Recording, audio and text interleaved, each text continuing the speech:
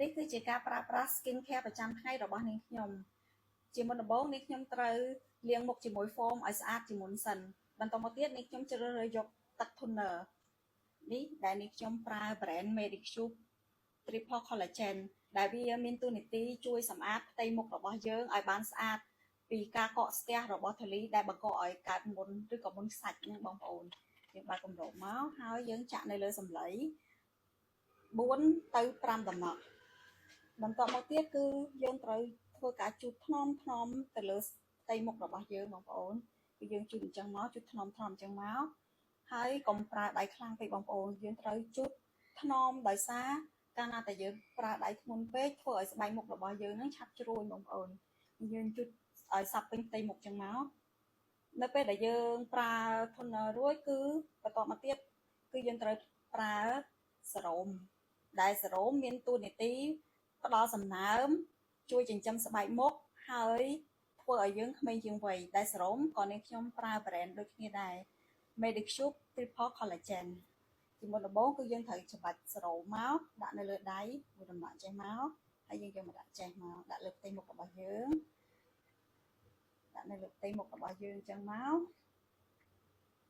ហើយយើងត្រូវប្រើម្រាមដៃកណ្ដាលដែលម្រាមដៃកណ្ដាលហ្នឹងគឺវាមិនសូវជាមានកម្លាំងខ្លាំងអញ្ចឹងយើងត្រូវប្រើដៃកណ្ដាលញីឲ្យថ្នមឲ្យសព្វពេញផ្ទៃមុខរបស់យើងមកបងប្អូនញីថ្នមអញ្ចឹងមកឲ្យសព្វពេញផ្ទៃមុខមកអូខេនេះយើងញីឲ្យថ្នមអញ្ចឹងមកនេះសព្វពេញផ្ទៃមុខឲ្យបងប្អូនបន្តមកទៀតគឺយើងត្រូវប្រើ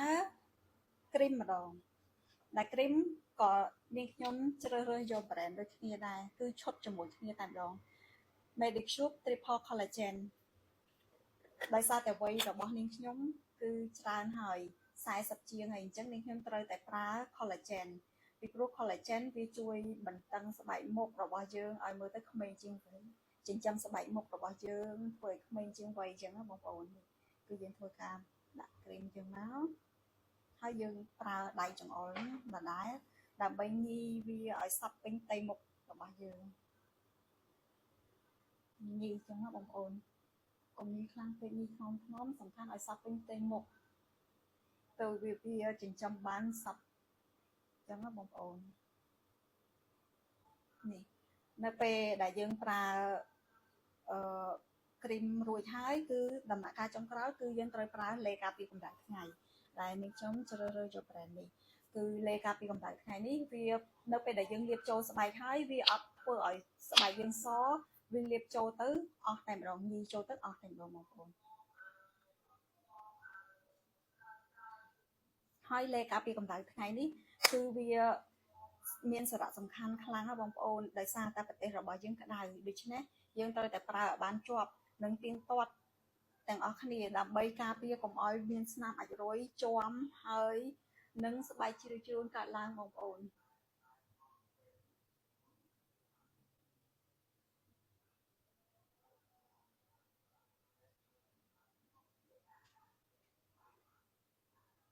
នេះខ្ញុំចូលចិត្តដាក់វារៀងច្រើនបន្តិចលេការពារកម្ដៅថ្ងៃដោយសារវាការពារឲ្យបានល្អនៅពេលដែលយើងប្រើមិនគ្រប់បរិមាណក៏ចំនួនវាក៏វាការពារអត់បានល្អដែរហើយលេការពារកម្ដៅថ្ងៃនេះគឺយើង reapply រាល់3ម៉ោងម្ដងដើម្បីឲ្យវាមានប្រសិទ្ធភាពខ្ពស់ការពារបានខ្ពស់បងប្អូននេះតែប៉ុណ្ណឹងរួចរាល់ហើយនេះគឺជាការប្រើប្រាស់ skin care ប្រចាំថ្ងៃដ៏សាមញ្ញរបស់នាងខ្ញុំហើយបើសិនបើបងប្អូនចាប់អារម្មណ៍នៅផលិតផលដែលនាងខ្ញុំប្រើនេះគឺនាងខ្ញុំមានលក់អាចឆាតមកនាងខ្ញុំបានហើយយើងក៏មានតម្លៃពិសេសជូនបងប្អូនផងដែរអរគុណ